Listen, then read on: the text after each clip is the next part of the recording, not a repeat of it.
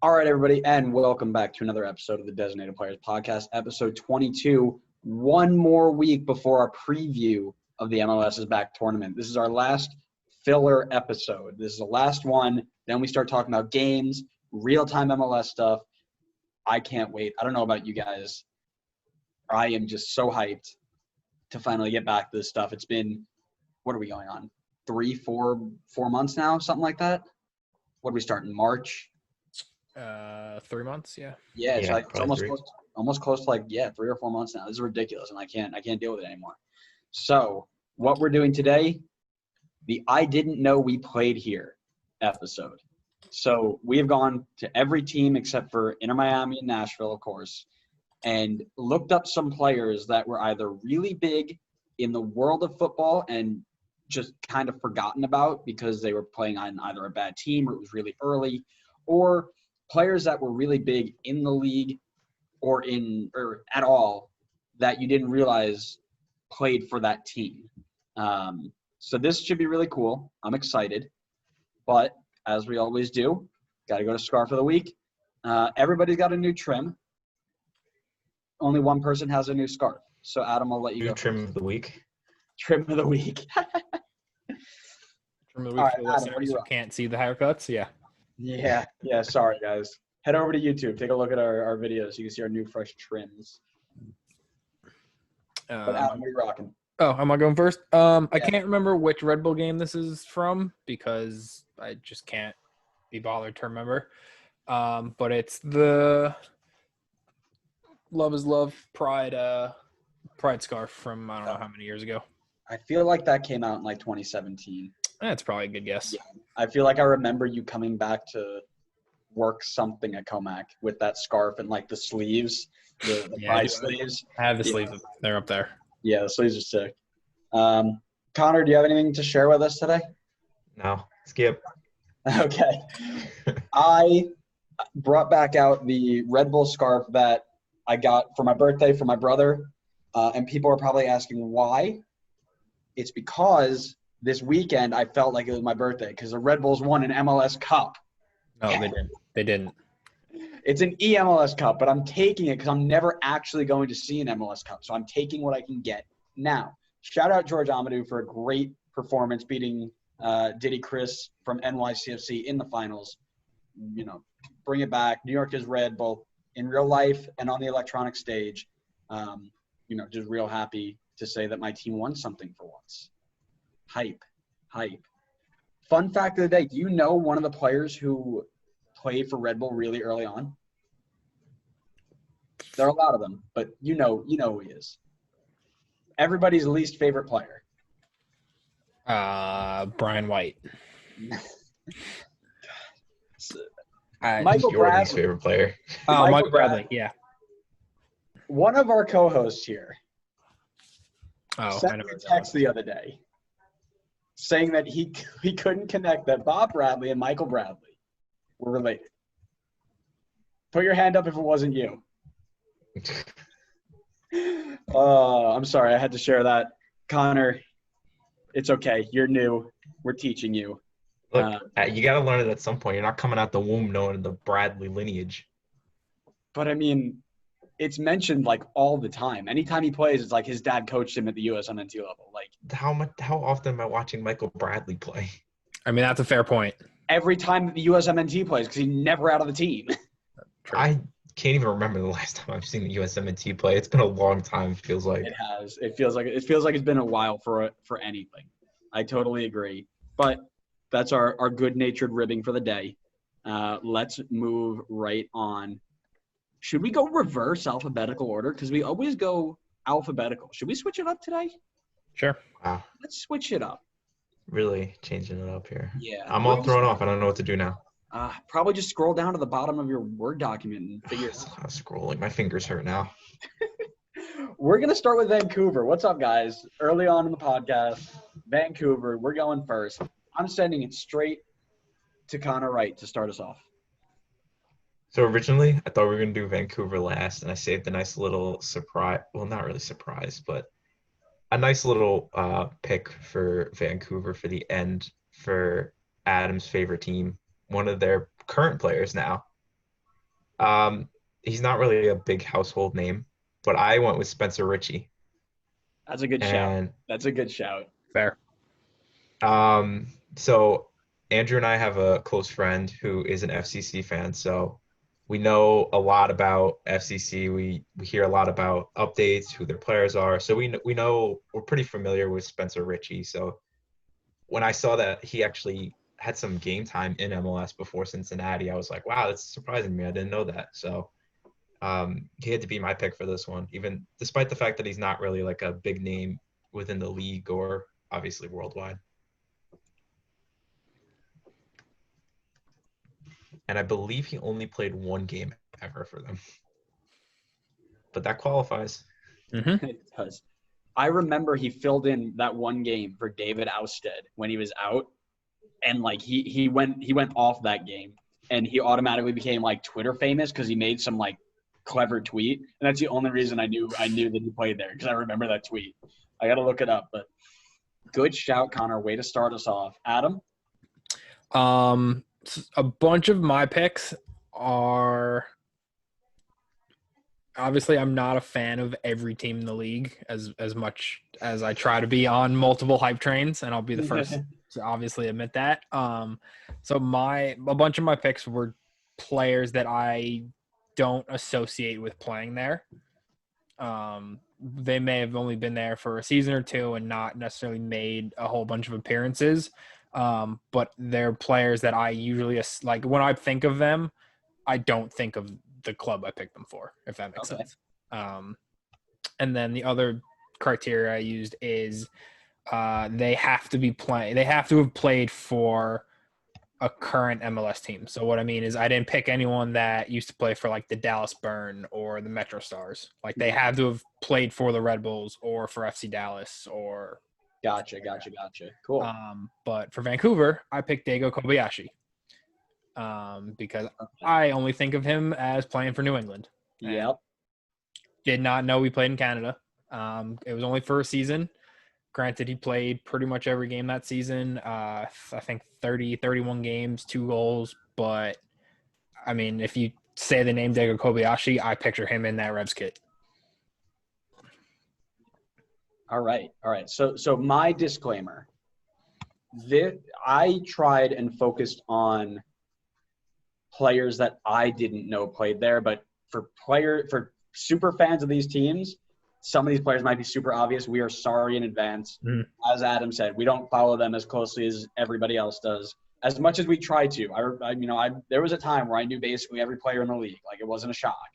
But then I turned 14 and actually had to like start living. So this is the only pick for me that I really don't remember playing for the team, but his resume made it kind of stick out that a lot of people, maybe not the only player, but one of a few players who had a very good international resume and might have been forgotten elsewhere. My pick for Vancouver was Leon Piao, who spent time at PSV, Spurs, and Dortmund, got Korea to 4th in the 2002 World Cup, and played 65 times for Vancouver in 2012 and 13. They finished 11th and 13th, but I wasn't really around there, and I didn't realize, I have to think that at that time, what was it, 2012, 13, he was one of the more high-caliber players in MLS, right, in terms of international resume. So I had to assume that was probably a good shout, that a lot of people not Vancouver tied didn't remember him being there. That's fair. I remember I've watched him play at Dortmund early. I don't even remember what year, but he was pretty good from what I remember. Mm-hmm. He couldn't save Vancouver though. I mean, that's a tough task. That's why we have Ali Adnan. See, the reason we're doing this, out of the way early, by the way, is so we can get all of his comments out of the way early. All right. Well, this leaves FCC late, so it won't be that early. What we need to do is just get all of Adam's bogey teams out like the first. Yeah, that's just immediately. And then go from there.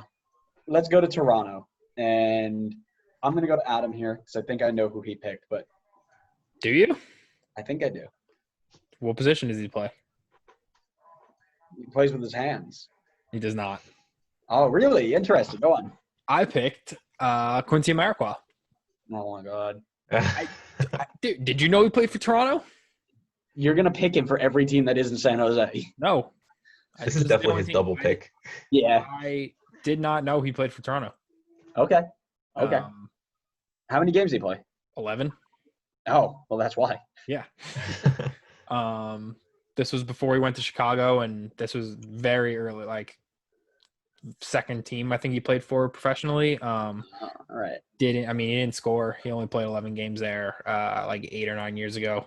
And then he moved to Chicago and started, scoring goals, finding his feet, and then obviously going on to do what he did at San Jose. Nice. That's a good shout. I'll go next. Andrew and I have the same one, honestly. Oh, man. The legendary Portuguese goalkeeper from Inter Milan. Yep. Julio Cesar was a Toronto FC player for 7 games, which is the funniest thing because I actually looked up his resume with Toronto. He got signed on a loan spell, played 7 games, then left for the World Cup. Did Toronto not realize 2014 he was going to go play for did I put Portuguese? Oh my goodness. Oh, he's Brazilian. He's 100% Brazilian, guys. Why did I look up whoever was underneath him as a player must have been Portuguese because it was the name and then the flag was 3 columns over. So my eyes must not have been working. I don't even know why I questioned it. Brazilian goalkeeper for Inter Milan. That's on me. He spent 4 months on loan for QPR, 7 games, and left for the World Cup in 2014. Then he goes back to QPR. Just doesn't even show back up to Toronto. He's like, see ya. He had 2 clean sheets in the 3 wins he got. But other than that, it was something you really couldn't remember. Yeah. I remember him from a while ago. He was a really solid goalkeeper. He was back when he number played one, arguably number 1 in the world for however many years. It was him, Casillas, and Buffon were really the 3 top ones before Neuer and Oblak and them came in. It was them 3. Casillas probably more than Julio, but yeah. Yeah. I saw him when he was at QPR. I saw him live because that's when I was in London. That was a weird QPR team. That was when they, I think, had just gotten bought out. So they had the richest owner in the world at the time. And that season they brought in Julio Cesar, Chris Samba, Tal Ben Haim, just weird players that I think were supposed to do well. And I'm pretty sure they got relegated. Yeah, I believe they did get relegated that year. Or if it was the next year after, but it was close. Yeah. But watched them save a penalty. There you go. That was cool. SKC. Well, before we move to SKC, I did have some other people that I also wanted to mention because go ahead. I did figure someone else would pick Cesar as well. One person, João Plata, played for Toronto. No way. Did he really? Mm-hmm. Yeah. Wild. And then another one who kind of just fell off the face of the earth, Gregory Vanderveel. Oh, I knew that. That one I knew because it was more recent. That one's somewhat more recent, yeah. But people probably forgot about him just because of how fast he fell off. But the guy was starting at PSG at one point. Oh, yeah. No, he was a PSG starter, and they lost his spot to Auro Jr. And it was who is this kid coming in? And he's actually pretty decent. Mm-hmm. Good shout, Connor. Really well done. The reason I wanted to do this episode, because I don't think we're going to have another chance to do it, is because I wanted to find what you guys saw was a weird pick. I had no idea João Plata was a Toronto player, but that's wild. SKC. This one was hard for me because SKC had the same team for 9 years. So anybody who I had to pick was way back or somebody who was really famous at one team and kind of just showed up on SKC. That person is Justin Mapp for me. Justin Mapp to me is a Montreal Impact player from day one, and that's the only time I remember him. I do remember him a little bit at Chicago, but mainly Montreal. But he was at SKC for 2015, appeared 6 times and had 0 goals. And all I remember is him playing as Montreal. So that was my pick. I remember him in Chicago. Adam, go ahead. Come on back. So does the name Eric Palmer Brown ring any bells? Okay. Did he actually play for SKC? Did he ever get game time? He made 20 appearances for them over like Really? 2-3 years with the first team. I never got loaned out forever. Well, yeah. So this was one of those weird periods in American soccer where younger guys were starting to go abroad in Europe and get, I say, signed by these big teams. Think Matt Miazga. Yeah, think Matt Miazga at Chelsea. Like, you're never gonna play for them, but the exposure and potential loan opportunities that came out. This was. I remember this was like a big deal. Transfer. Yeah, like, he was supposed to go to Europe and like smash it. Oh yeah, him and CCV. Yeah. Like he was signed by Man City, and then I think before that was playing in Portugal and was supposedly doing really well. Like I remember this was a big deal when he went abroad. But since signing for City, he's been loaned out like all over the place and has faded into obscurity. Where is he now? I think he's still with City, isn't he? Yeah, but like, where is he loaned out to? Let's see. Oh, I'm not sure. I can look quickly. All right, while he looks it up, Connor, go ahead. So, I originally had this guy on a different team, but I struggled to find some people for Sporting, so I ended up switching it, and I went with Brad Davis. Okay. So obviously Brad Davis, legendary winger in the league. He was on our team for Team of the Decade. And I'll always associate him with Houston for obvious reasons. So for that fact, I didn't really realize, and it's not really surprising that he played for other teams as well, but I never realized that he played for Sporting in this case. And that's probably just because it was such a short time. He played 24 games for them over one season, and then he retired after that. So he went from Houston to SKC for 1 year and then retired. You know what's funny? Sorry, before I cut you off. I have him for that other team. Do you? Yeah. That's really funny. I fun. switched it then. Yeah, well done. Good shout. Good shout. I like that. Where is he, Adam? So originally, before he signed for City, he was on loan at the Porto B team. So I remember I was right. Yeah, so that was huge. That move itself was huge. Signed for Man City, then got loaned out to KV Kjortland in in Belgium. Denmark. Yeah, or Belgium. Yeah, Belgium. Yeah. Then he went to NAC Breda in Netherlands. And now he's at Austria Vienna in Austria. Oh, so he's going up against Big Bad Jesse Marsh, winning doubles and stuff. Yeah. Oh, you mean losing hasn't to Jesse Marsh? Hasn't done anything. Losing to Jesse Marsh. That's a good addition, Connor, because Jesse Marsh is the future of the men's national team and will win us a World Cup one day. I mean, in fairness, that Salzburg team, without him, probably still winning the league. Yeah, but he displayed against the best teams in Europe, though. Yes. That's why I'm saying he's going to be something. Like I said, you bring his mentality into the USMNT with the skill that we've already got. We genuinely could be a top 4 team in the world. I don't know. You're going from bringing in like Erling. You're going from Erling Haaland up top to like Josh Sargent and Josie. And what is it? Nidalkina? Connor, who's that guy? Frank Ntilikina? No, Andriy something. Isn't it like Novakovic or something? Something. Oh, Novak Djokovic. Exactly. Novak Djokovic. That's genuinely, look up his name. It's essentially Novak Djokovic. So my friends and I call him that. That's funny. Hold on, let me look it up. Oh my God, what is his name? I'm telling you, it's like 2 letters away. That's like 2 letters are switched, and his name is Novak Djokovic. It is Andrija Novakovic. Same thing. That's wild. Anyways, Seattle have had such a great team, but does anybody forget players who played there? Connor? I did not know this guy played there. He's also not a guy that I would consider too much of a household name, but I feel like if you follow the league enough, you should know who he is. and I went with Eric Zavaleta Okay. because I always associate him with Toronto. Right, the He Toronto team. plays, yeah, he's played over 100 games for Toronto. He was there, I think, when they won the treble. So he's gonna always be linked with them. And I didn't realize that before he went to Toronto, he was actually drafted to Seattle and then played 5 games for them before he went to Toronto. Interesting. So he played over 100 games for Toronto. Does that mean he gets on their Mount Rushmore? Because he's just been there forever? Here we go.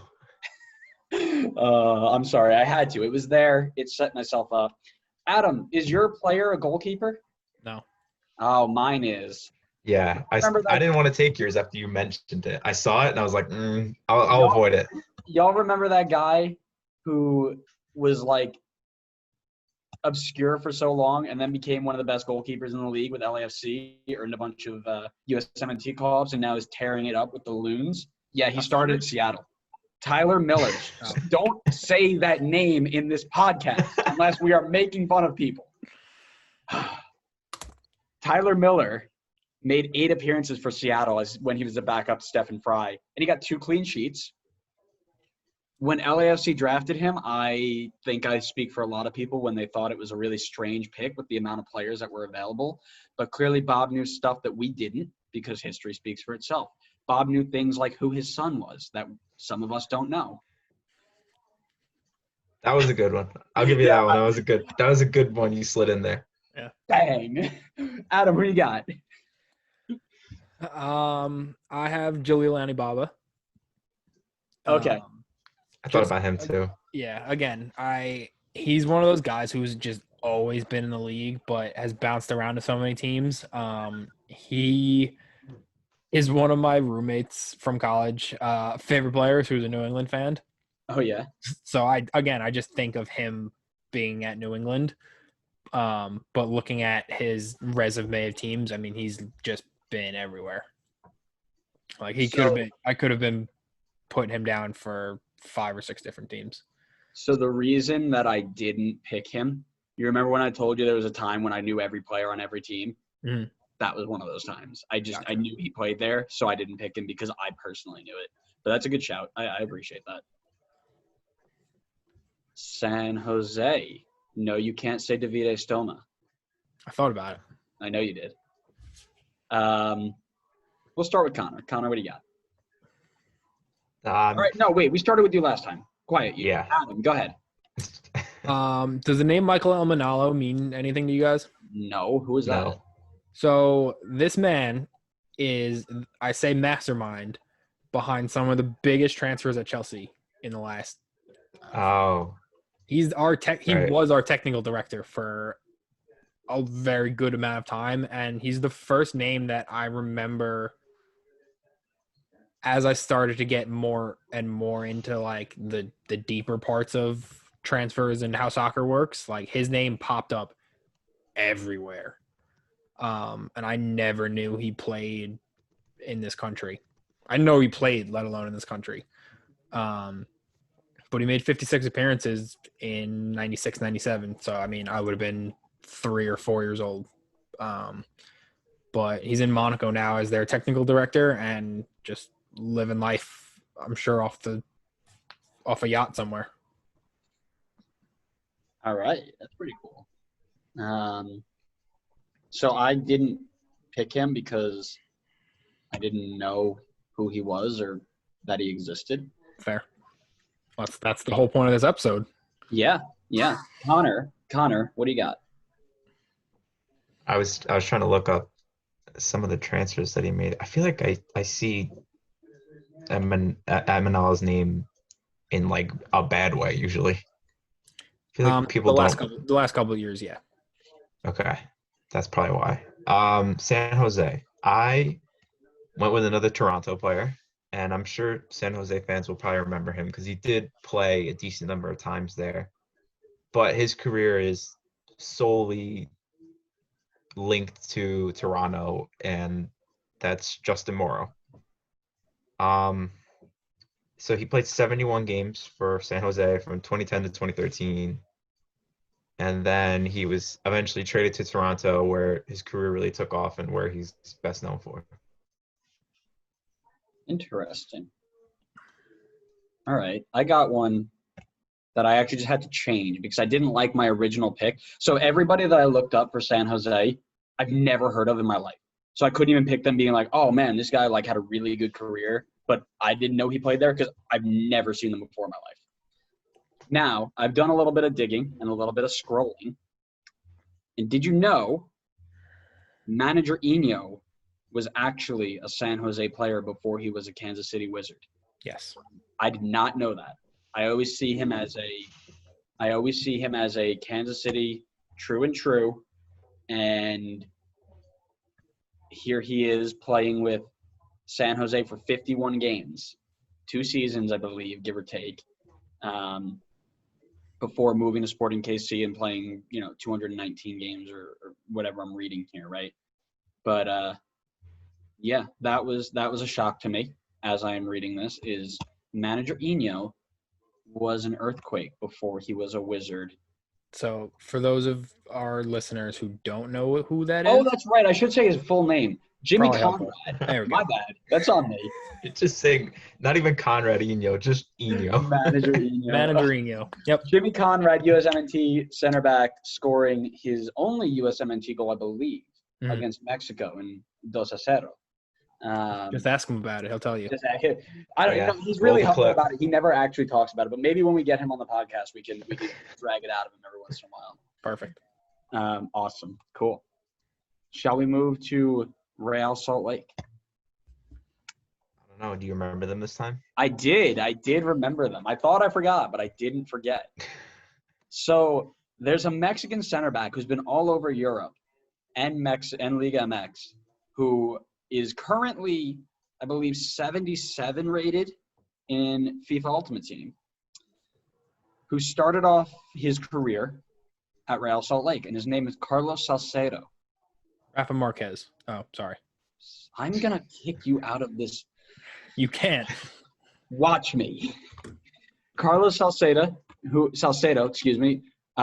was somebody who was sold to Tigres for $10 million just this year.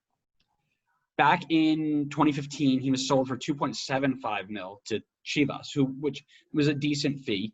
But he went on and got loaned/sold to teams in Germany, Italy, Liga MX, and he also is a stalemate in the Mexican national team. And I didn't know he started RSL, so that is my pick. Fair. Connor. So I expect that both of you will probably remember his time here, and I'm sure RSL fans will probably remember it also. But for me, I didn't really know it too well, and I ended up going with Freddie Adu because I feel as though most of his time in MLS is remembered at DC when he first took off, or at Philly when he made his return back to MLS. But he did have a very brief stint with RSL after getting traded from DC to RSL, which I also want to mention has to be one of the most lopsided trades I've seen, because DC gave up Freddie Adu, who obviously didn't pan out, but RSL later sold him for $2 million, and they also gave them Ramondo. And Wild. And DC got Jay Nolly, money, and future considerations. Wow. So I feel like RSL just pickpocketed them pretty much. That's some great research there, Cohen. I did not know that was a trade for that. What a steal. Yeah, that's insane. But anyway, just because of the fact that most of his career is centered more in the other 2 MLS teams he played for, and because it was so short with RSL, I picked him for this one. All right. Andrew, I'm sorry. I picked Josh Saunders. So you're allowed to pick him in this. You just can't bring him up as a decent player. Oh, no. That's for damn sure not happening. Yeah, I mean, the reason we make fun of him is because of obviously how his time in New York City went. And he only spent a year here.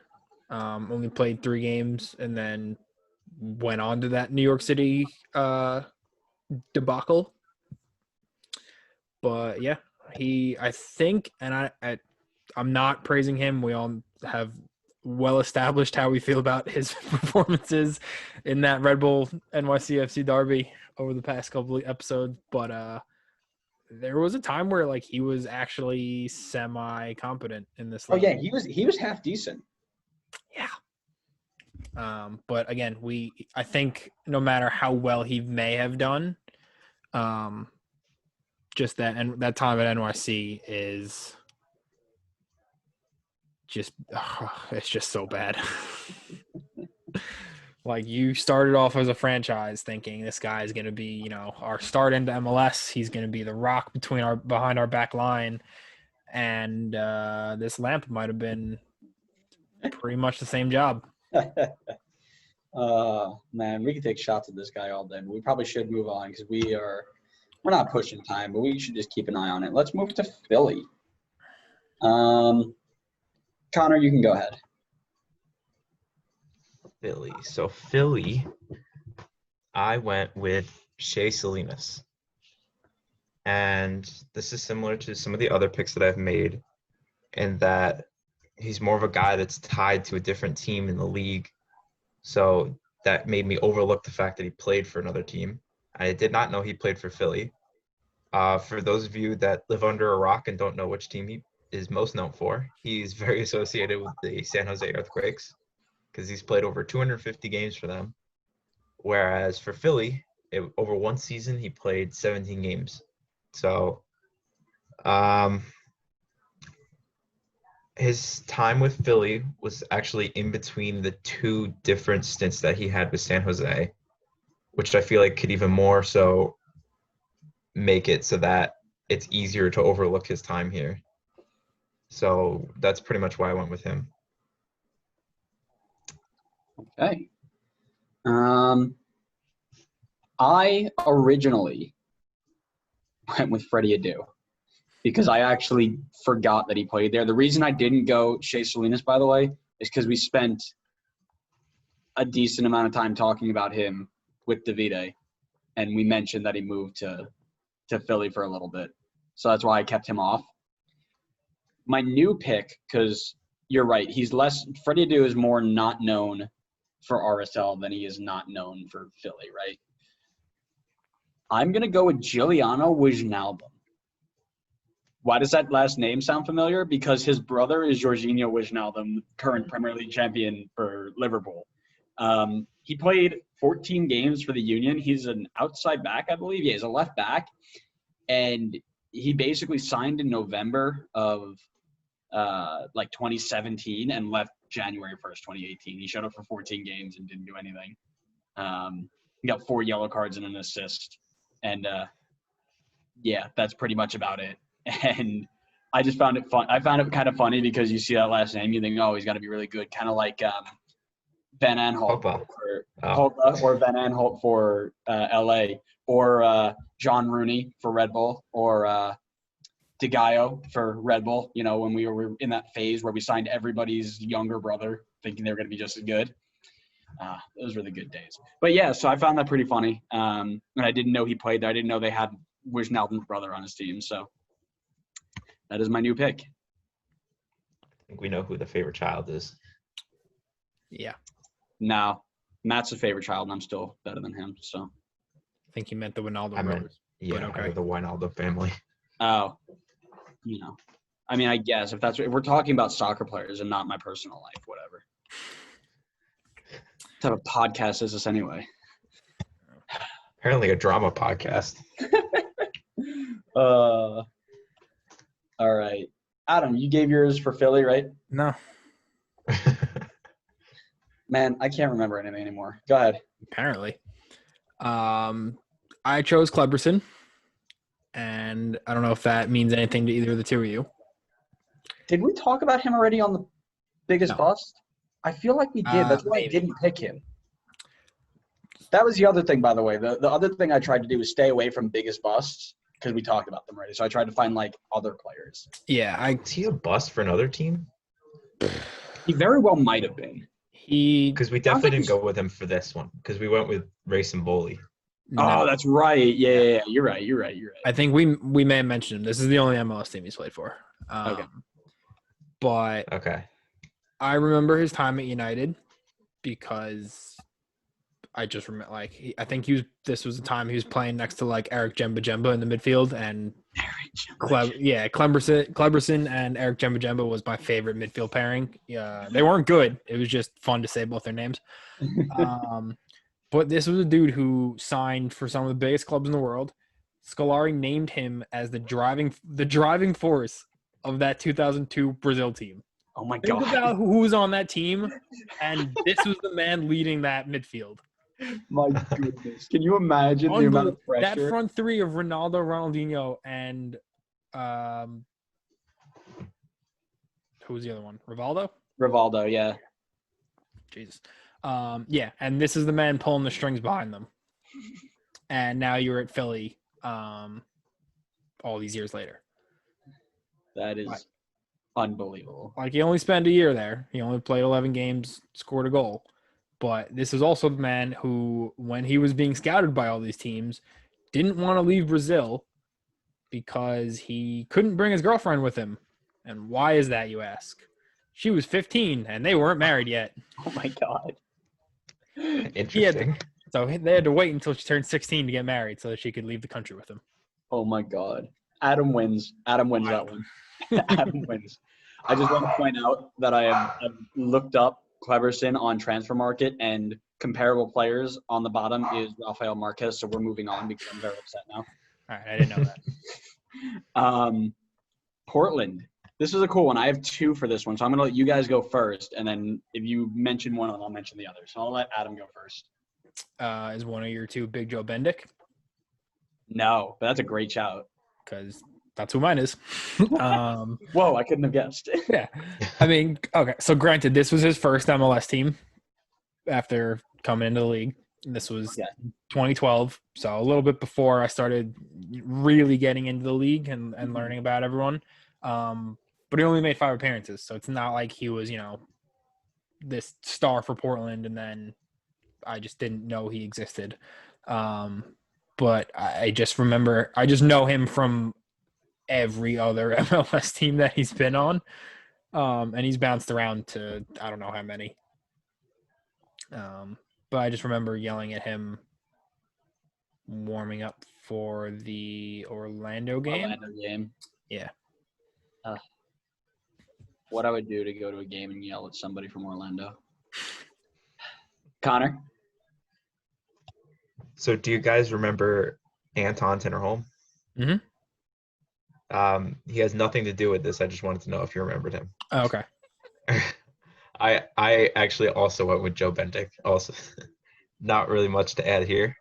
Adam kind of covered it all.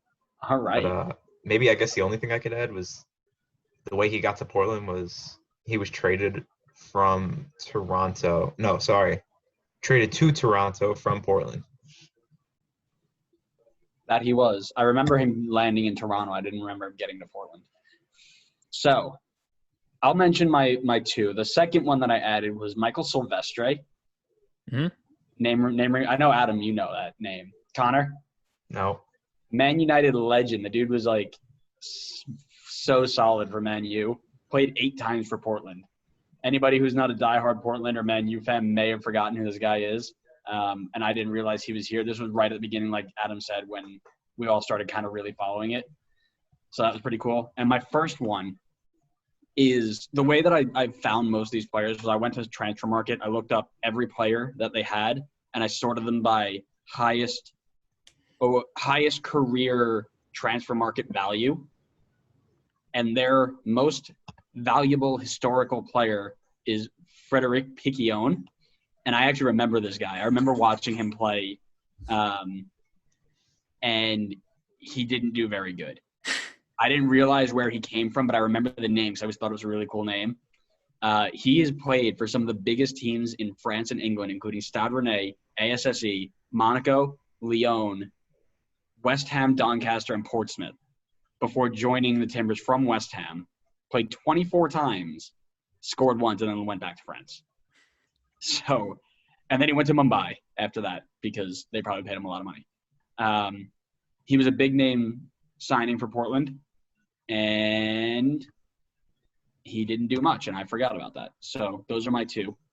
Go team. Oh, speaking of Orlando, did anybody else put an Italian player?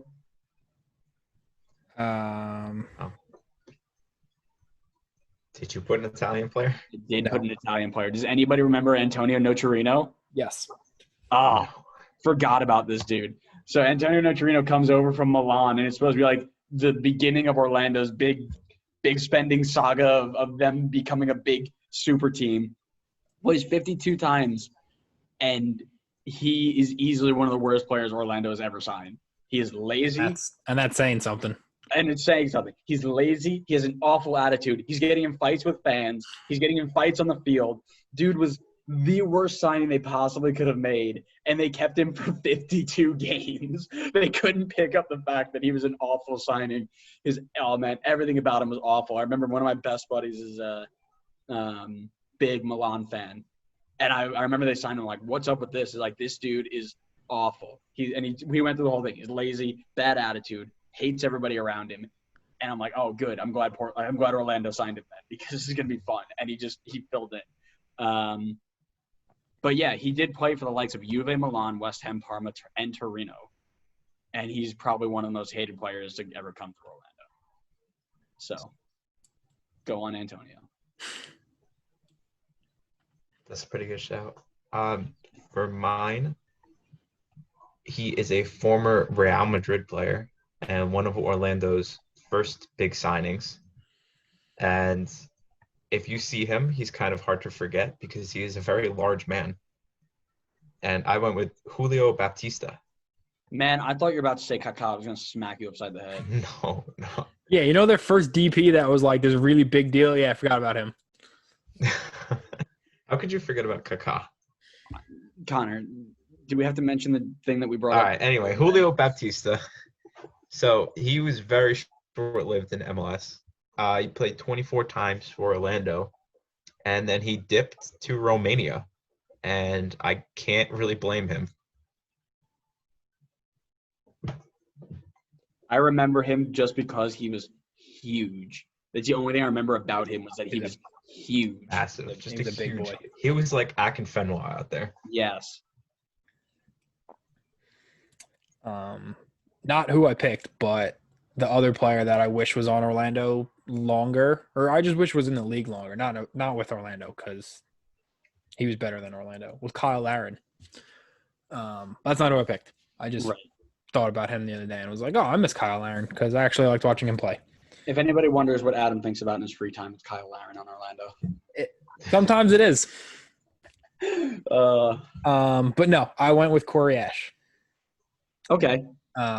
Just again, I picture Corey Ash wearing that Houston kit. Yep. And he was brought in that first season Orlando was in league. And I just try to block out every single thing that has to do with that Orlando team that year. They were just sad. But you won't try and block out everything FCC did. Give me a couple years. That one's a little bit more fresh in my memory. If you ask me in 3-4 years to name their starting 11, I probably won't be able to do it. I couldn't do it now. I could probably get close. I could get close. I couldn't get it spot on. No. All right, let's move to a better team. A team that has an MLS Cup now. A team that is going to win so many trophies with Brian White at the front of the line. New York Red Bulls. Fun fact, on a side note, Connor and I were playing Pro Clubs yesterday, and remember how you said if you auto-gen a player, you get Brian White? One of the computer's names, last name was White. Told you. I started dying. I'm like, if his first name was Brian, I would lose my mind. I wasn't kidding when I said that. Adam, who you got? Because I know Connor and I have the same player. Could we talk about it? So I have two. I have an honorable mention who I'll say first. And Andrew I know you will remember him because we've spoken about him because this dude was supposed to be the truth. His name is Gideon Bah. Oh, okay. That's a great one. Dude, So Gideon I Ball had was trouble picking players because I knew everybody, but that's a right. really good one. I like that. Gideon Ball was supposed to be like He was the center back of the future, man. I remember that. He came in yeah. so hyped. The other one I picked was Wayne Rooney. Oh no, John Rooney. Sorry. I mean, we've already mentioned him on this. This was that weird phase at Red Bull where we're like, "Hey, you have a really talented brother, so come play with us. You don't actually have to be as good as him, but it's fine because we can just sell Rooney jerseys with doesn't say the first name, just says Rooney on the back. It'll be great." And yeah, five games for Red Bull. Scored once in the Open Cup, and yeah, that's He about scored it. in the Open Cup? I didn't know that. Yeah, he scored against FC New York. Oh, my God. So that'll show you how that went. So that's great. That's really good. If I wanted to, I could have added the players of like DeGaio, John Rooney, like all of the brothers. We should probably make a team of like everybody who's like a brother. But Could do that. I'll let Connor go because Connor and I have the same player. We spoke about it the other day, and I'll let Connor introduce our player now. So No, our use player pause. is a pretty famous player worldwide. And if you've ever seen a free kick compilation, you've probably seen this guy because he was unreal with them. Mm. It is Leon Brazilian Juninho. No, he's Portuguese. I was gonna say Is not he the same, Portuguese? not the same Juninho, dude. No, I'm kidding. He's definitely Ah. Brazilian, but he's different from the LA Juninho, which Adam, for some reason, forgot to differentiate between the two. But listen, Adam doesn't know the difference between the Juninhos. Connor doesn't know the Bradleys. It's okay. Everybody forgets things here and there. Yeah, so very famous for his time with Leon. Had a very quick stop in New York Red Bull during his retirement tour. I think he went from Vasco in Brazil to Red Bull to play 13 games and then went back to Vasco back in Brazil. So easy to forget when you play so little time in the league. But That sounds like a Red Bull transfer. yeah, a very So- well-known name. I just want to point out that his most memorable contribution was not a free kick. It was not an assist. It was not even a play in open play. It was his red card in the playoffs when he chucked the ball at – was it a defender or the goalkeeper, like after the ball went out for like a goal kick and he wanted a corner kick? I think it was the keeper. He just launched at him. He launched at the keeper straight right. See, I think that was the last game he ever played for us. Once again, sounds like a Red Bull transfer. Mm-hmm. Yeah. I mean, Kaku didn't do the exact same thing to a fan. Don't worry. Oh, my God. He didn't. He booted the thing in its face. Yep. I remember that. So Classic. awful, man. So awful.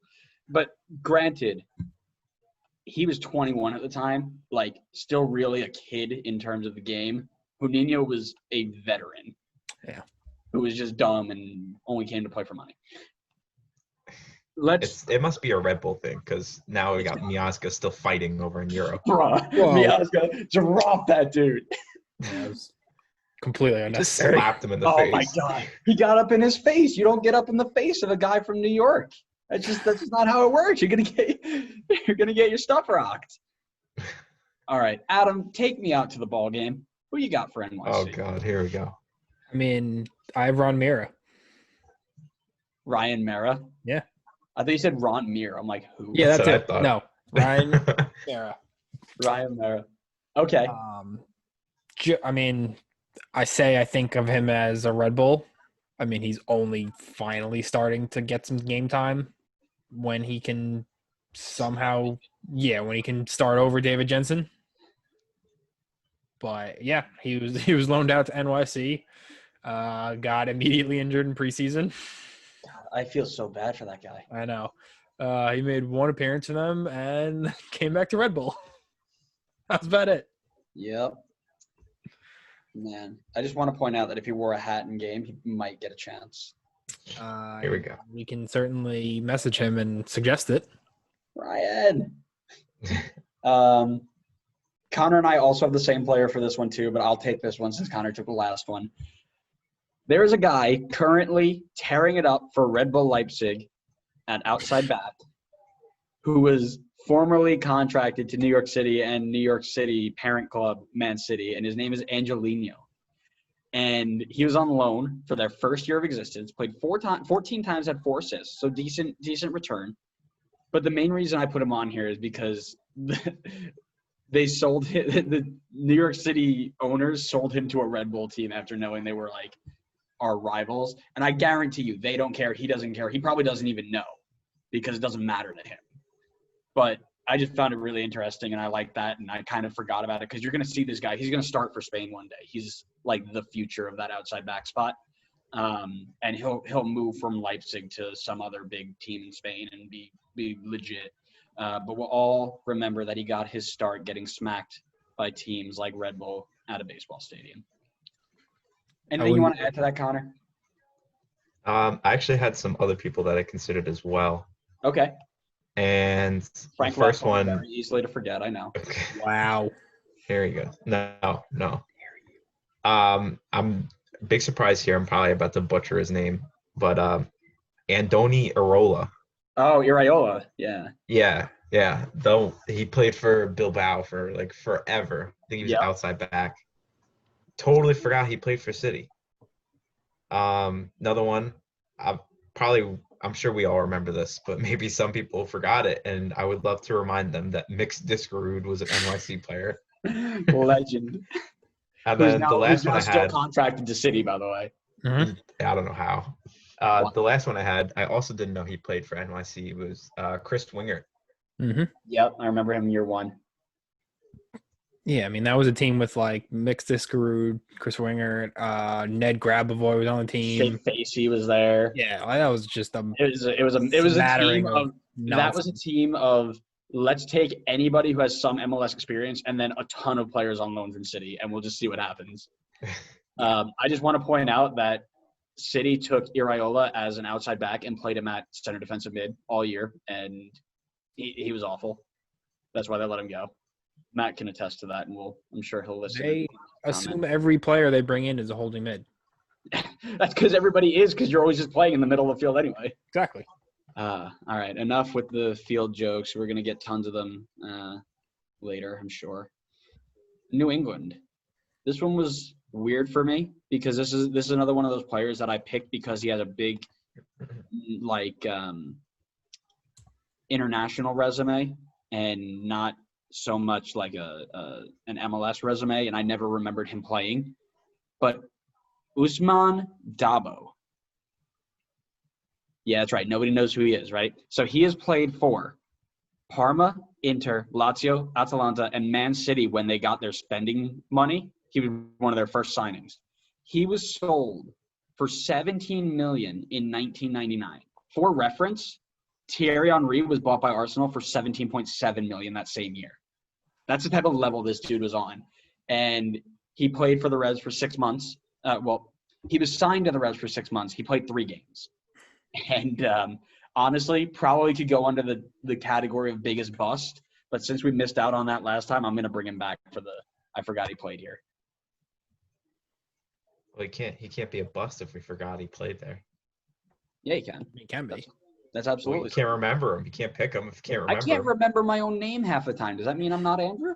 I think you have a concussion and you should get that checked. I have this lasting concussion effects. My short-term memory doesn't exist anymore. All right. Go ahead, John. You threw me off when you called me John. I forgot your name. What do you want me to do? I went with a guy, pretty similar theme. I think I struggled to try to find someone for the Revs, and I kind of followed a similar theme that I did with a lot of the other teams. And I went with a guy that's just more known for being with another team, so I kind of overlooked his time here. And I went with Oscar Pereja. And those that don't know, he is everything Dallas. He played 170 games for Dallas, and then eventually became their Supporter Shield winning manager. So he's done it all for them. But he did in 1998 play 13 games for the Revs. And that was before his time with Dallas. So he was probably less known at the time and easily forgettable. Hence why I went with him as my pick. Good shout. It was a little past my cutoff for how far back I wanted to go, but I'll take it. AT. Connor, similar reasoning as to your player. So I picked someone who, if I asked 100 people who knew who this person was, no one is saying that he played for New England. It's Sestanovic. Oh, I knew that one because that was recent. That transfer was recent. No. So, yes, he re-signed this season with the Revs. Yeah. But I didn't know it was a re-sign. So he started with the Revs. Did he really? Yes. Yeah, if it was just this season, I wouldn't have picked him. But the fact that he was on the team before he went to SKC and did obviously what he went on to do, yeah. I didn't know this is where he started his he was drafted. Yeah, he was drafted straight out. Wow, look at that. Did not know that. That's The a more good you know. He's Sinovic is one of the first fantasy legends I remember. He was just racking up points for that SKC backline. Yeah, dude. Meanwhile, that New England backline, for as far as I can remember, is Andrew Farrell. Yeah, pretty much. And Brandon By, and that's about it. Julian Anibaba. All righty. Up the Loons. Connor, who you got? Minnesota was another tricky one because there's not a lot of history there, so it's hard for guys to be forgotten at this point. If you're Andrew, you can just forget Luis Amarilla. Yep, I've been waiting for that one. Still bitter about it. Forget the entire team. I went with Tyrone Mears. And I remember, obviously I know the player very well because he played for Atlanta. My first memories for him was his time with Seattle. But I forgot that he played with Minnesota because it was so short. He played 11 games for them in the 2018 season. Mm-hmm. And then he ended his MLS career after that and went back to England to play for West Brom, which I don't blame him. That's probably a better move. Have you seen that West Brom team? True. But it's probably I was just surprised that they signed him. He was like 30, maybe 35, 37 at the time when he went over there. Anyway, he was my pick. Forgot he played for Minnesota. All right. I'm going to jump in and take this next one. I agree, Connor. This one was tough. Not a lot of history, not a lot of players to forget. I went with John Alvbaj, Swedish national team goalkeeper, signed on loan in the first year they ever played there, played 3 games, got hurt against Atlanta, I believe, in the snow game. If I remember correctly, I remember watching it on the bus ride home from Alfred coming home. I was watching the game on Twitter or something, and I remember seeing him go down. In comes New England Revolution legend Bobby Shuttleworth, locked it in his own and made that spot his own for a year and a half. Not the biggest name, but a pretty big name signing in terms of the players that they've had in the last few years. So I'll go with it. Yeah. So this name will, I doubt, mean anything to either of the two of you. And this is a weird one that I only remember because of FIFA. So it's Justin Taylor, which, you both are shaking your heads like you don't know who that is. I remember him from playing at Houston as a defender. So he spent, 4 or 5 years at Houston and made 100 and whatever appearances and was a pretty consistent player in that team. The reason I remember him is because for whatever reason, when I would do career modes with Red Bull and I would simulate if I got lazy and just did transfer seasons, whatever reason, he was every single time I would do it would end up on my team. Every single time. So Wild. we played for Minnesota all of 14 times, and that was about it. Didn't do anything. Interesting. Yeah, that person, like, this isn't one of those like, oh man, I forgot he existed. This is I've never heard that name before, and that it's not like it's somebody I should know. So the Houston fans listening will remember him. They'll be like, oh yeah, he was, I don't think was anything like incredible, but they'll remember him. I doubt if we asked a Minnesota fan, they'd be like, I don't know who that is. Yeah, no, absolutely.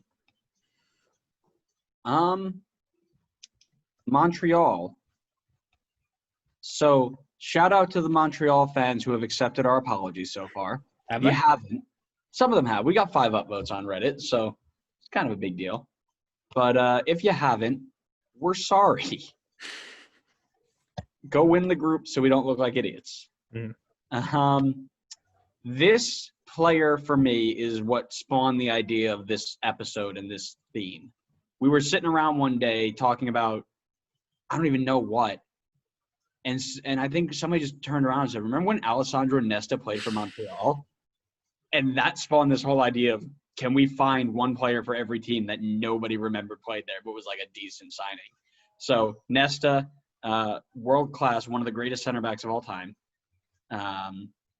31 times over 2 years for Montreal. They finished 12th and 11th on the table, but forgot he was there. I've always seen him as a Milan player with the Italian national team kit. Forgot that he was a Montreal player. Was that pre-Drogba? Yes, it was pre-Drogba. Okay.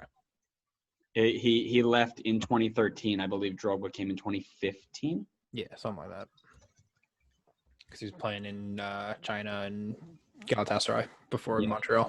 Making bank before coming here and settling down. Yeah, he joined Montreal in 2015 on a free from Chelsea, and Nesta left in 2013. Yeah. So close. Fine. Man, can you imagine those two together? That would have been wild. Well, Don Maduro was there. All right, go on. Is that your pick? No. I clearly – how do you forget a guy who carved pizza into the side of his man's head and his goal? No, well, that's why I was asking, is that your pick? Because I was shocked. I was like, what do you mean you forgot? Don Maduro was a legend. The only man who could run to the corner in the middle of a game and eat a slice of pizza as a celebration. I don't know if he's the only guy. I think he's the only guy who's ever done it, but I think a lot of people can do it. I challenge you. I challenge all MLS players to do that as a celebration this year. Not that anyone's allowed in the stadium to bring you pizza, but find a way to pull it off. Yeah. Let me go on and do it. Bonus points from us. No, I picked Harry Shipp. Okay. Who I could have picked for a few other teams, but I just picture him in that Chicago jersey. This was especially because that was kind of when I was really getting it. Like I started playing fantasy that year when he went to Chicago. I started to really try to learn the league and like all the players by then. And he only spent the 1 year at Montreal. So like I just didn't know he existed there. All right. I remember that's where he went when he left Chicago. Right? That's what I meant. Before Seattle. Yeah. So that's the only reason I remember, because it was such a big deal for Chicago fans who lost him. That's the only reason I remember him being there. Big Cone? So I also went with Nesta, but I picked out some other people as well since I knew you were picking Nesta also.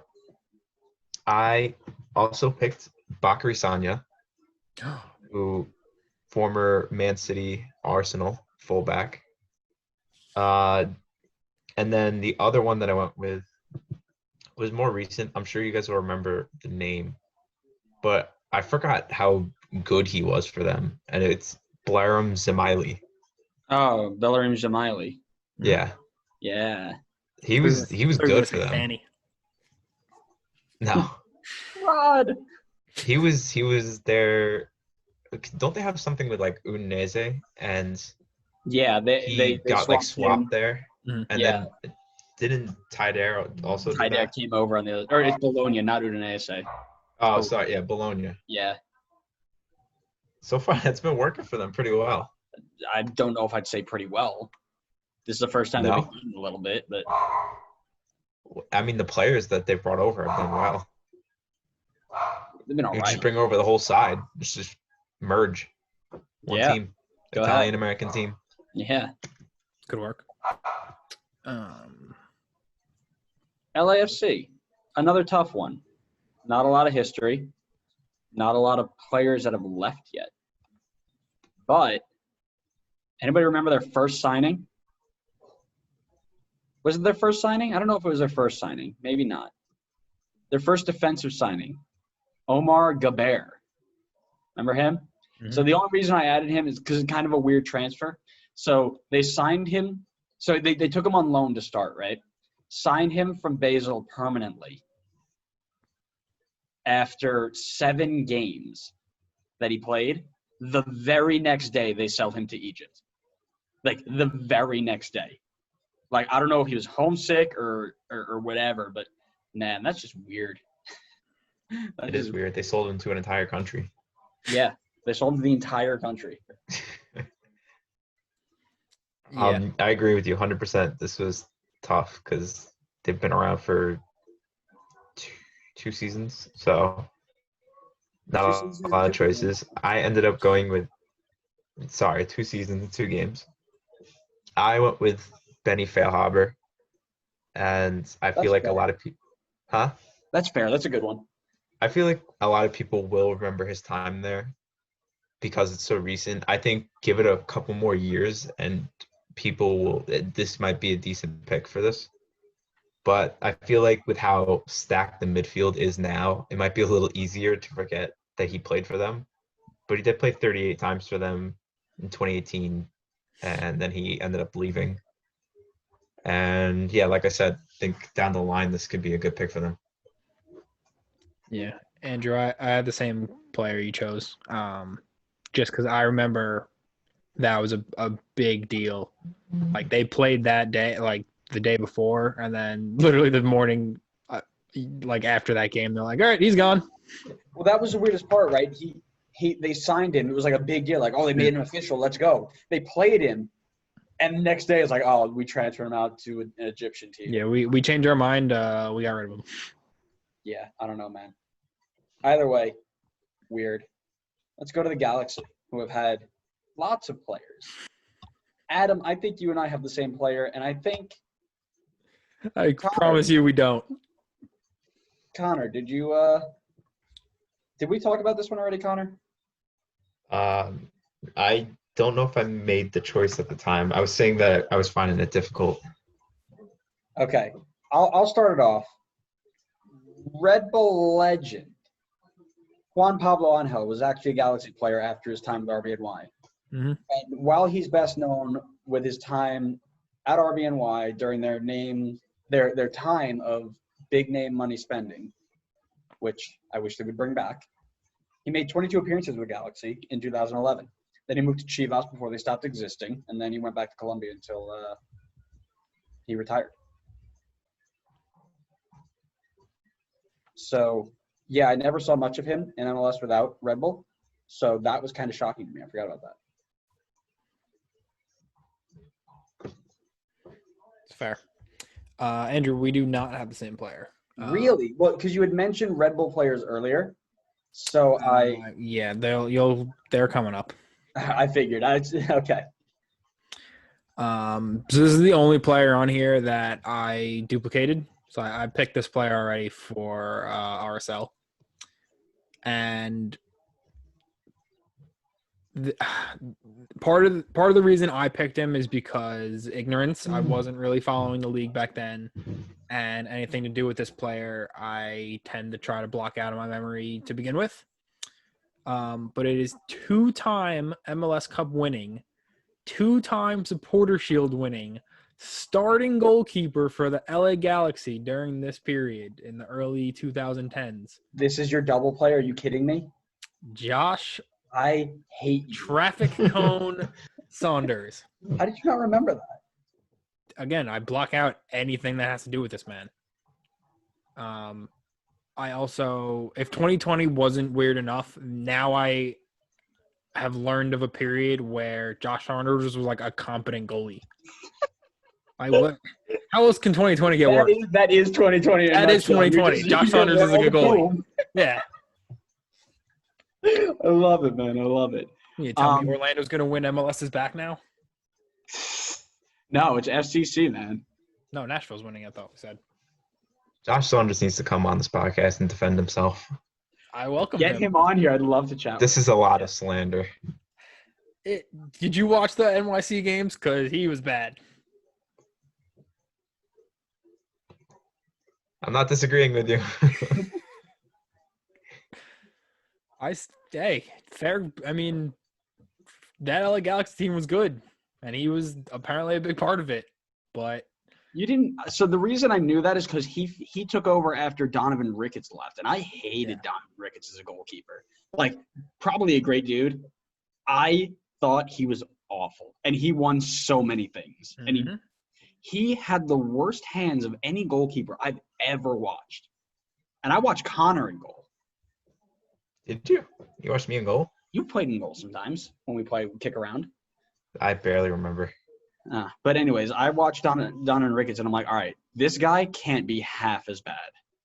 He can't even be entirely as bad as this guy. So when he came in, I knew he was there. And then if you ever watched the video of Mike McGee going in goal, he's the one who gets tossed out for punching Stephen Leonard in the face. Or elbowing, catch him with the elbow. Yeah, doesn't surprise me. Yeah, so I couldn't pick that, and I'm disappointed that you used that as your double. I think you did it just to get underneath my skin, and it's worked. Congratulations. Connor, go ahead. I also went with a goalkeeper, but a different goalkeeper. I went with Matt Reese. Because at the very end of his career. I remember that. He was with the Galaxy at the very beginning of his career, I believe. Let me double check that now. I thought it was the end. I thought he signed there at the very, very end. Let me double check now, because now I'm questioning. You could be right. No, he started there. All right, I definitely could be wrong. I'm not. He ended up becoming an assistant manager with LA right after. That's what it was. I knew he made his way over there. Yeah. So he started his MLS career with LA. But obviously, everybody knows that he's a Revs. He's a Rev through and through. Yeah. He's played over 250 games for them.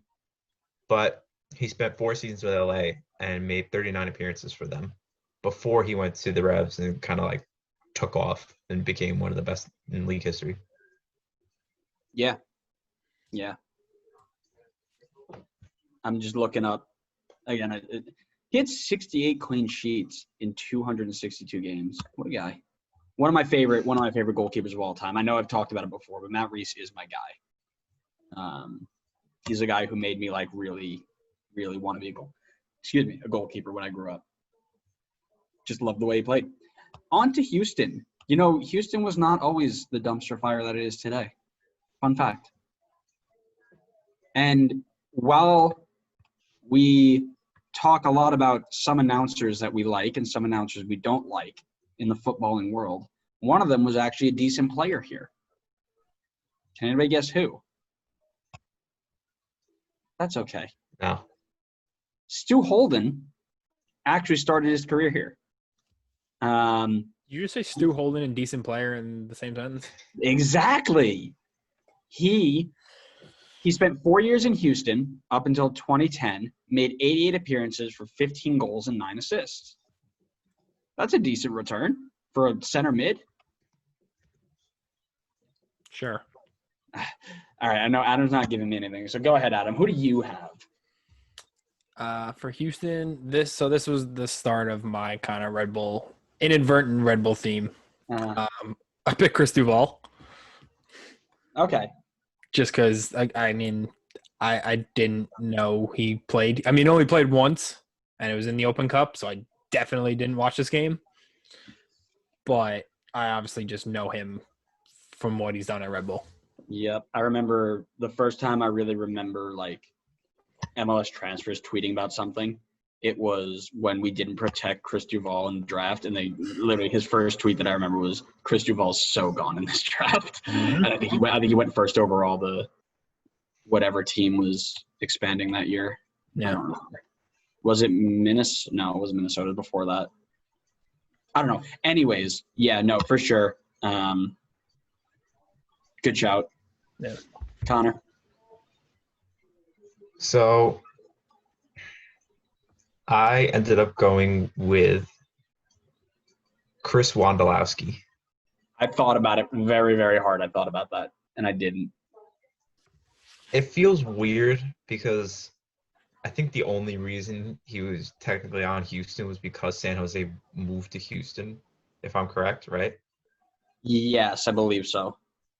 So it's not like he got drafted or chose to go to Houston. He kind of like inadvertently went to Houston. Right. But technically he did spend time under the Houston Dynamo name. So I'm counting it here. He was there for 3 seasons, I believe, played 34 games with them before moving back, I guess, technically, to San Jose, where he became the legendary MLS striker. And one other person that I did consider for this, but I feel like people will more remember him for his time in Houston, was Jeff Cameron. I thought about that too. I forgot that he was there. I think Yeah. that was his only time in MLS. Yeah, I'm telling you, man. Somebody FCC needs to rescue him from Stoke, or where is he now? Yeah. QPR, wherever he ended up. I don't in know the where he is. championship. That dude, they got to rescue him out of there. Like that would be a superb signing for FCC. Agreed. But anyways, we can talk about players that need to be signed in another episode. But we're going to talk about FC Dallas now, and I'm actually going to jump in on this one again. I know I started the last one, but Connor had mentioned earlier that he had picked Brad Davis for one team and switched it. This was the team that I picked Brad Davis for because before he left to become a Houston legend, he actually started a career with the Metro. Just pointing that out there, as many great players have. Bob Bradley's son, that's Michael Bradley, in case you didn't know, Connor. Josie Altidore, Tim Howard, the likes of some of the greatest U.S. men's national team players ever. Something Red Bull makes the world takes, something along those lines, right? Anyways, I got really off track there trying to talk about Red Bull. Surprise. Yep. Davis actually started with Dallas before he moved to Houston. He was at Dallas for 2 years. Technically, they were the Burn when he first got there, and then became SC Dallas. Played 55 times, scored 8 goals, 7 assists, then moved to San Jose, and then back to Houston legend. However, if I'm giving honorable mentions, Greg Vanny spent 2 years there in 2007. Didn't know that. That was kind of cool. And if we're talking about youth talent, one Weston McKinney and Chris Richards, 2 that got away for Dallas, but are making their careers better in Europe. Did Weston and Chris Richards actually play a game for Dallas, or they No, were they just were all youth. academy? They're just academies. Yeah. Damn, that could have been crazy. Yeah. They did before Schalke's last game, they did like I don't want to say player profile, but like they did this whole thing on Fox about Weston McKinney, and they showed him playing for the Dallas Academy. But I went slightly opposite direction. So I picked a guy who finished his career at Dallas, suffered a back injury, only played 10 games for them, but it is legendary Portsmouth keeper, ESPN analyst, pundit, whatever he does, Shaka Hislop. Who? What? Who? Do you not watch ESPN FC? No. Well, I need to. You should do that because this man is on that show pretty much every day. Say his name again slowly. Shaka Hislop, Hislop, like with an I? Hislop. I've literally never heard that name in my life. Well, you should do that. And everyone listening, please attack Andrew for being uncultured. All right. Well, I know what the soundbite's going to be for this one.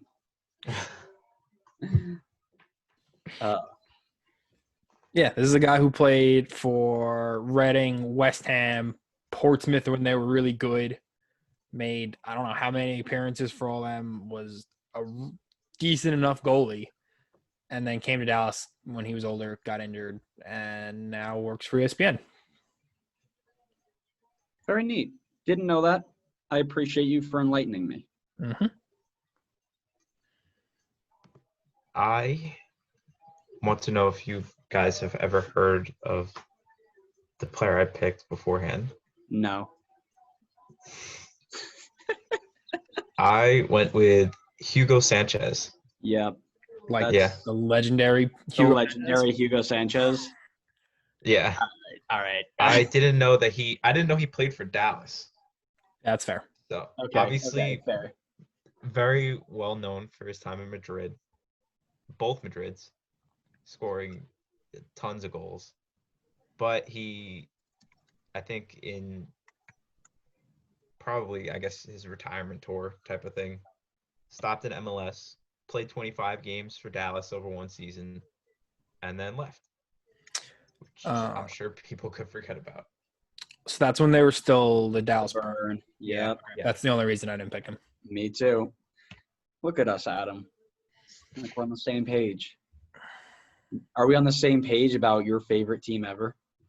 The Colorado Rapids? Yeah. FCC. No. FCC.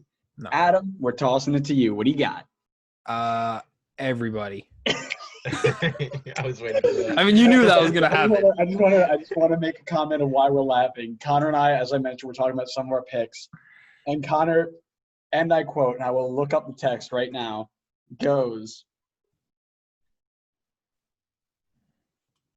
was it a oh no, we were talking about it. It wasn't a text. He goes, Adam is gonna say everybody on FCC because they were all forgettable. Yeah. Everybody. Oh my goodness. Connor, well done, mate. Thank you. All right, what do you got, Adam? This was hard because they haven't existed in MLS for that long, so it's pretty recent memory. But my pick is Matt Friese. Okay. Just because I don't remember him doing anything. I mean, right? Like I don't think he was I think he was a starter at one point. Whether that was due to injury or whatever, but I do know he played a bit, but I just don't remember him doing anything significant. This is Matt Friese, the Philadelphia. Yes.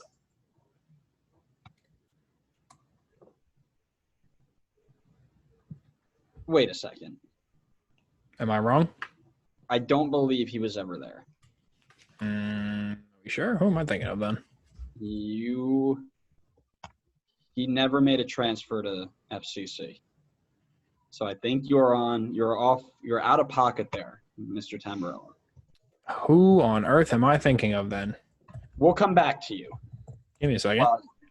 Stand by. Standing.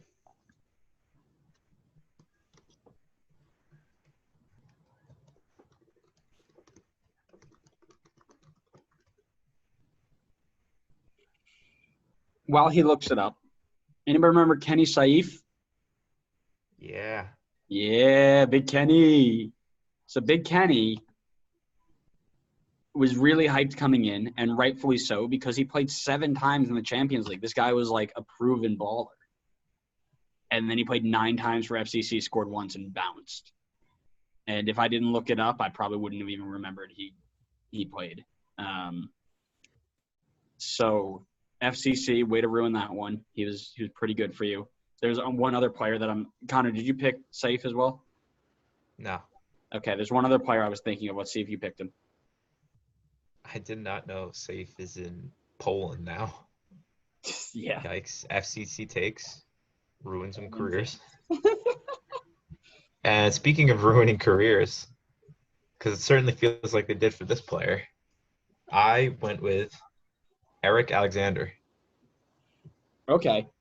And when I remember him, because even though it's been a short time, when I first started following the league, I remember him being a consistent player for Houston in their midfield.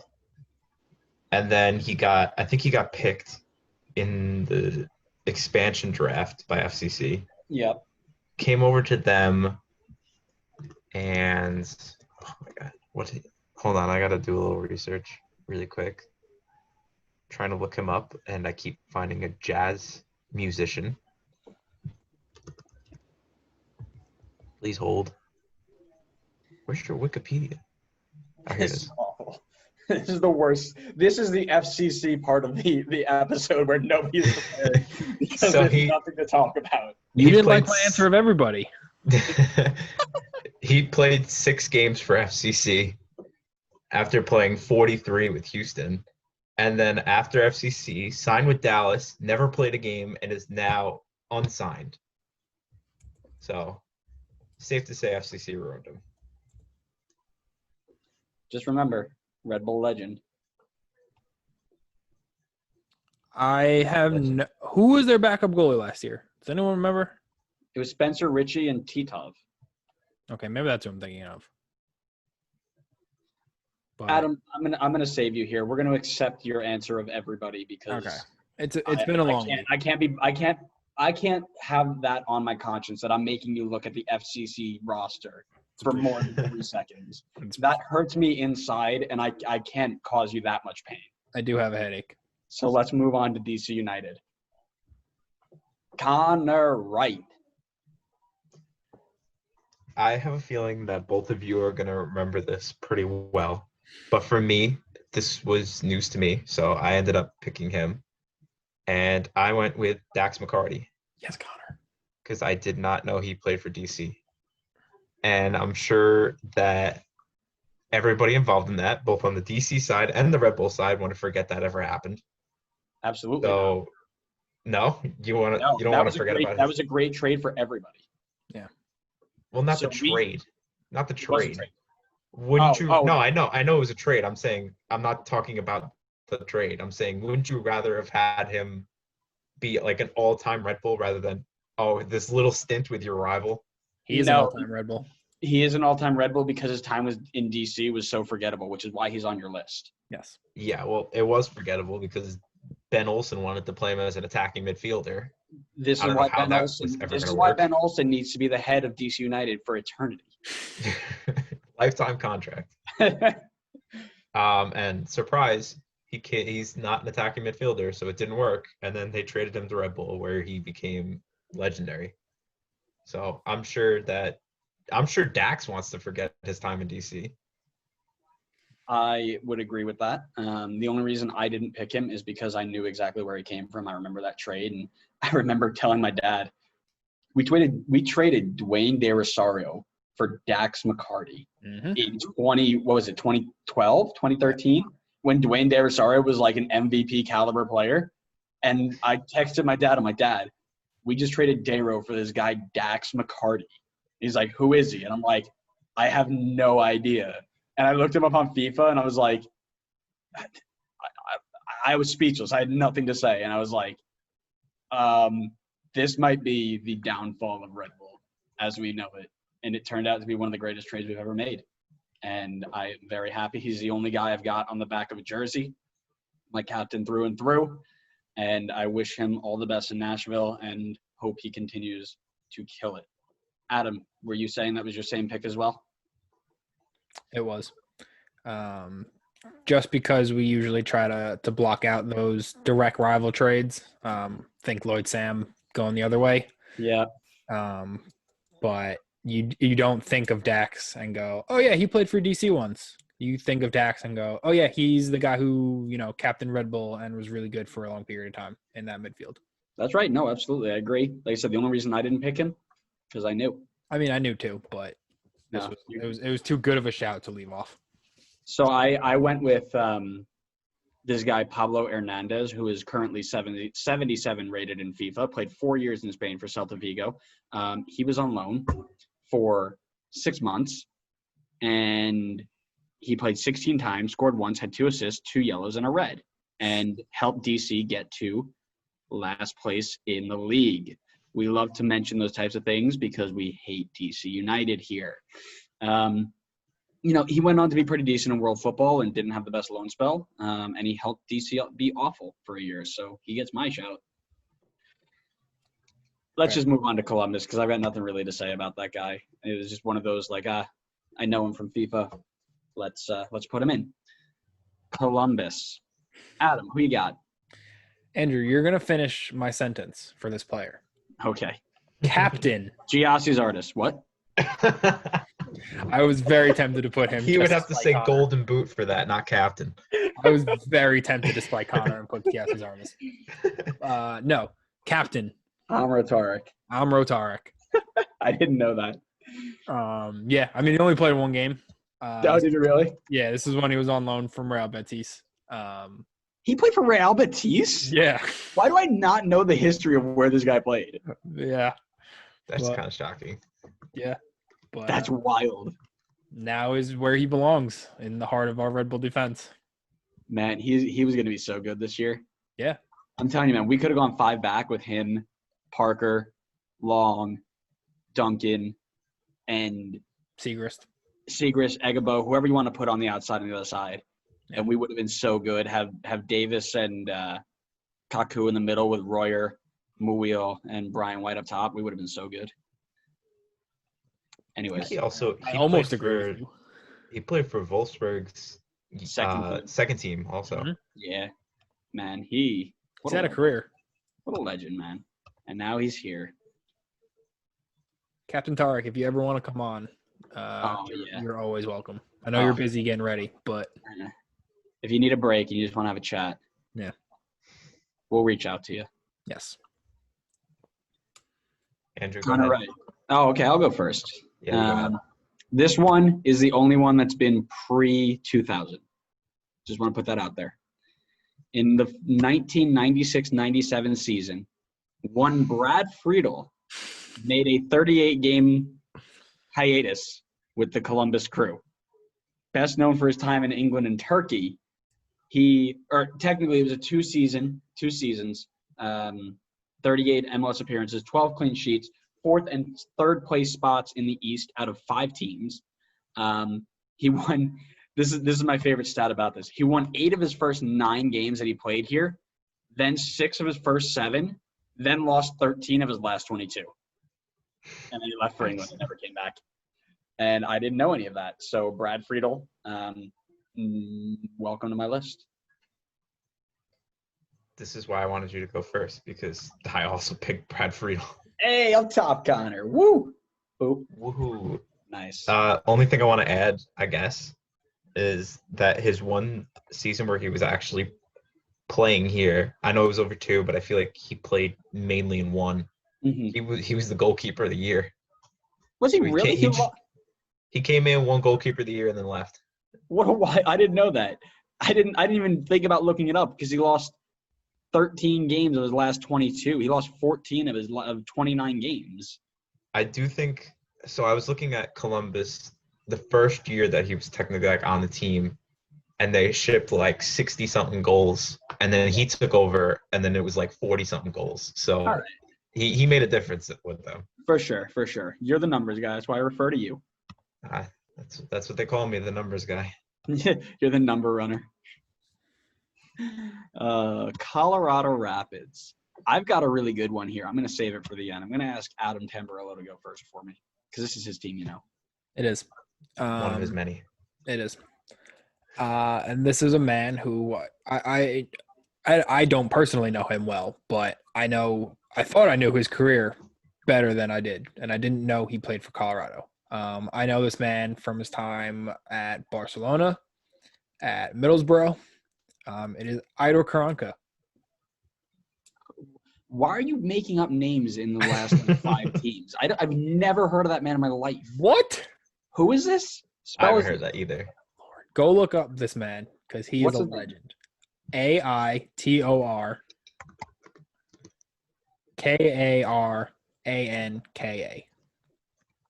That's not a real person. Says the person who was in love with Brian White. That's not a real dude. It's 100% a real dude. He's a 5'11" defender. Does he play center back or wing back? He's a center. He's a center back. Center backs back then did not need to be tall. No. What up, Cannavaro? But I know him more from managerial post-playing career. But played 28 games. This was, again, part of his retirement tour. Didn't do anything. Then chilled and went back to Europe and achieved a whole lot of things. All right. Connor, do you have a real name that you want to give me? I do have a real name. Thank you. So I feel like I definitely remember his time here, and I'm sure everybody else will too. But it's easy for me to forget that he was here, and that's Jermaine Jones. Yeah, I thought about him for a second, and I was like, I know him.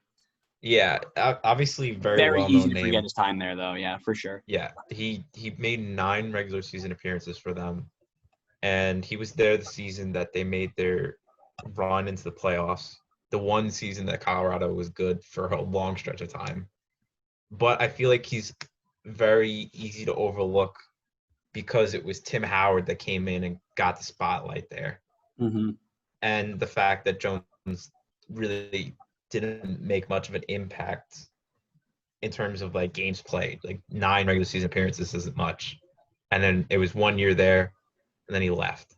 So I feel like it was just obviously well-known name in a season that is very memorable for Colorado. So it probably people will probably remember him, but maybe not right off the top of the head. Interesting. So think back to a time when Red Bull boasted a blonde-haired kid out of somewhere local. I don't actually know where he's from. And he's got a little bit of a temper, and he sounds like he's really from the island or Jersey or New York City. He's got that real thick accent. Anybody ringing a bell right now? I don't have a bell to ring, sorry. He also had a coaching stint with Red Bull. Helped us win our first Supporter Shield. His name is Mike Petke, and he played 85 games for Colorado. I was unaware of this. I always saw him as he had 2 different stints with RBNY. Early Metro, early RBNY, and he coached RBNY. And I never ever pictured him in a different kit. But evidently, he had 3 goals and 2 red cards for Colorado Rapids or whatever they were before that. I forget what they were. But that's my pick, and it shocked me. Mike Petke, you're also welcome on this podcast. You're more than welcome to come in and have a chat with us. True. Our printers will not break. Before we move on, I said Barcelona before for Karanka. He didn't play for Barca. He played for Madrid. It's been a long day. I am tired. Wow. I apologize. The disrespect. However, he was the assistant at Madrid when Jose was there. So, okay. Kind of a big deal. I mean, I guess. He was also the I think he was the Middlesbrough manager when Valdez played there. I could be wrong. Oh, when they were in the Prem? Yeah. I think so.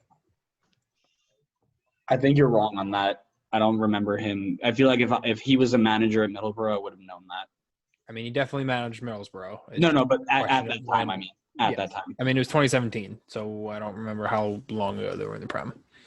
Interesting. All right. Let's move on. Last 2, Chicago. I put DeMarcus Beasley, 2000 to 2004, transfer from the Galaxy. The reason I have him in here, one, he really made his name with in England with Man City and also with PSV in Netherlands. And obviously we know him as a Houston player. But if you think about that team, the Chicago team we talked about in 2000 when we did our bracket, you never really mentioned his name. You mentioned Armas, Jesse Marsh, Bocanegra, Peter Novak, Stoichkov, and Razov, but you never mentioned DeMarcus Beasley playing outside back there. So, yeah, that kind of just stuck out to me. I was shocked to see him on that team. And fun fact, Michael Bradley's dad was actually the coach of that team. Does anybody know who Michael Bradley's dad is? Connor? No, I don't know. You'll have to educate me. Bill Bradley. Robert Bradley. I'm sorry. That let me be honest. That's probably the last time I'm gonna get to make that joke. So I doubt it. I highly doubt it. I'm sure I'll find a way to sneak it in. Anyways, Connor, who you got?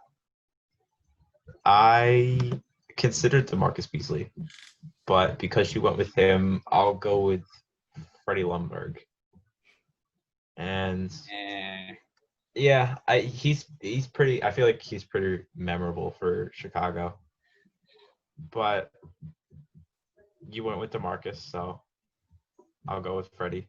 You know what? I'll just go with DeMarcus. That's fine. You could take. I was about to say this is the second to last team in this episode. We've been recording way too long, and I am tired. Pick. Adam. So you mentioned one of mine. My honorable mention was Christos Stoichkov.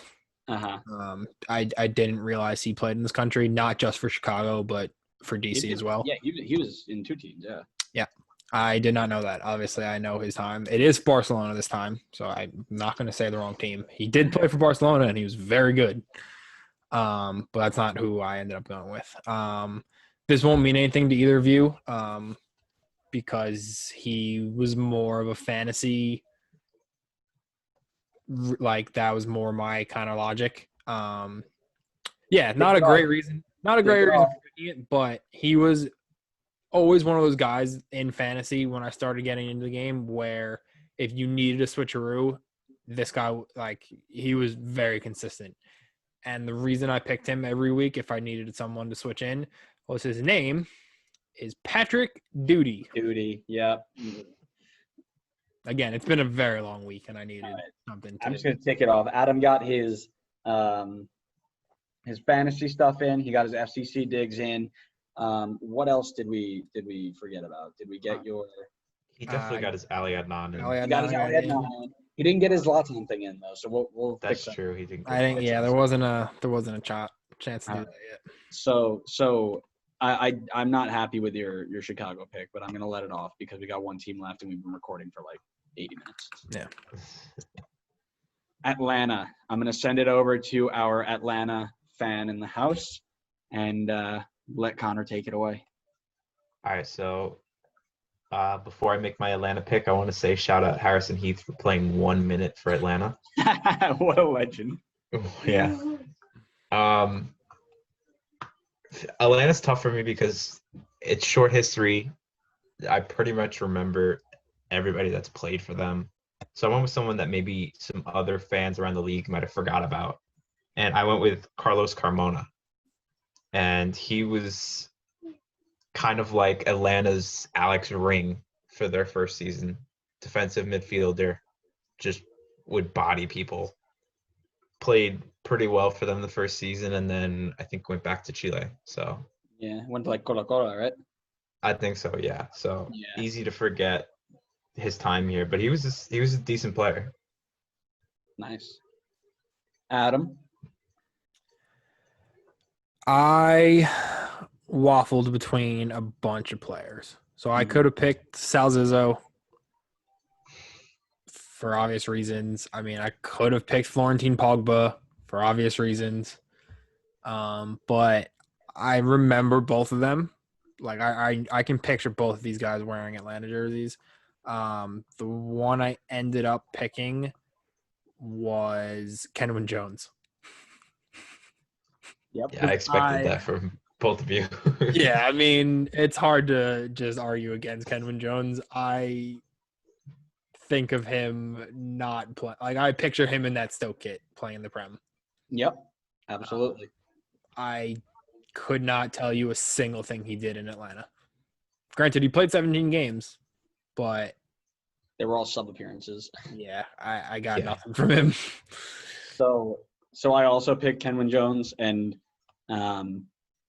forgot he was there because of the hype of Joseph, but he was valued at $11 million, and he was the only player that probably could have knocked the U.S. out when he was playing at Trinidad, and we ended up losing to them without him.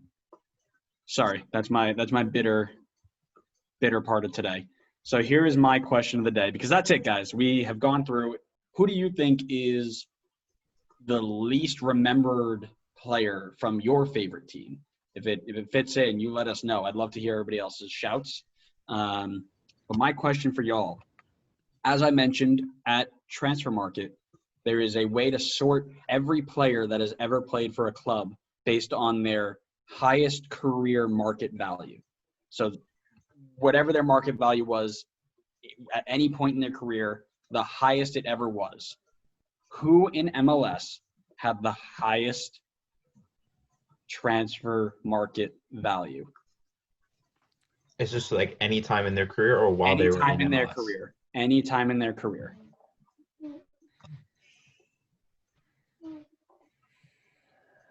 It's tough because I feel like values have gone up over time. So there's guys now who aren't as necessarily as good as guys in the past, but might be valued more now. It's like names that jump out like right away is Zlatan and Beckham. I know it's who not knows? Beckham because he never went for big money. It's not Zlatan because he never went for big money. Is he Brazilian? No. Oh, okay. Close, though. So another South American country. I was like, can we get a nationality? No, too easy. Oh, well.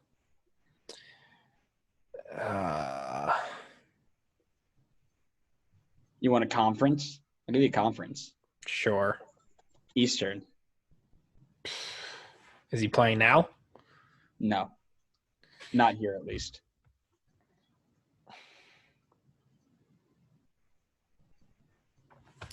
Oh, is it? Let me look it up. I think I know who it is. Connor? Oh, man. I'm almost thinking Gaitan. I don't remember exactly at his peak how much he was valued at, but I know he was pretty big at one point, and it was somewhat more recent. Plus, he's a country close to Brazil. Go ahead and you can guess. I'll give you 3 guesses between the two of you, so you can make your guesses.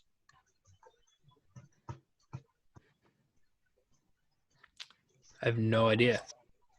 Okay. Connor, you want to throw guesses out there?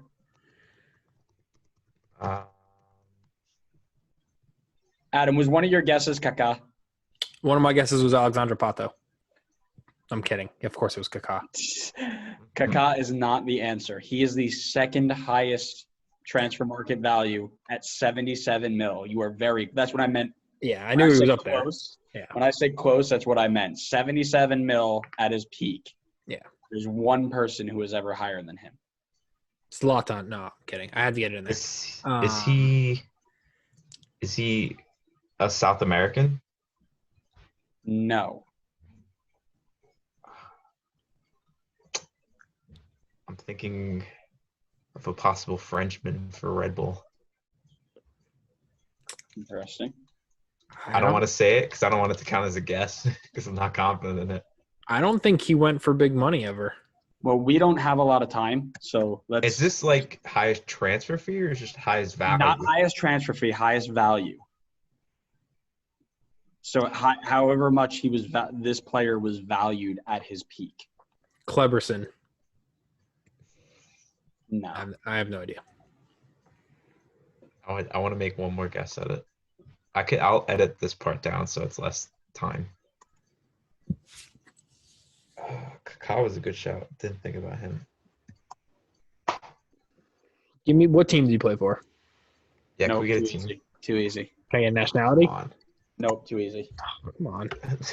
Obviously, we need some help here. Nope, it's too easy. Literally, like if I told you any of those things, So it automatic. must be like a one-off nation. Julio Cesar. Nope. Is that all right? You guys are done, right? Yeah, What's your guesses? dude, it's impossible to guess this. Can we get a hint now? Can we get one of your giveaway hints? Red Bull rival, Oh, Wayne Rooney. Wayne Rooney. Yeah. I told you, Really? man. If I told you English or if I told you DC United, automatic. Wayne Rooney. Ola Kamara. He was Wayne Rooney. valued at more than Kaká. Yeah. Wayne Rooney at his peak was $79.5 million. Yeah, that's fair. So I have on my list, I've got Wayne Rooney, 79.5 mil, Kaká, 77 mil. After that, every DP LA has ever had. All right, everybody. That is the end of our show. We hope you enjoyed the I Forgot You Played Here list. I don't know what else to call it after that. I had a ton of fun with this. I found a lot of players I didn't know existed on teams that I've followed for a long time. I hope you guys all enjoyed it as well. Make sure you're following us on all social medias, Facebook, Twitter, Instagram, YouTube. Make sure you subscribe to us wherever you get your podcasts so you know when our next episode goes live. And we will catch you next time on the next episode of the Designated Players Podcast. See ya.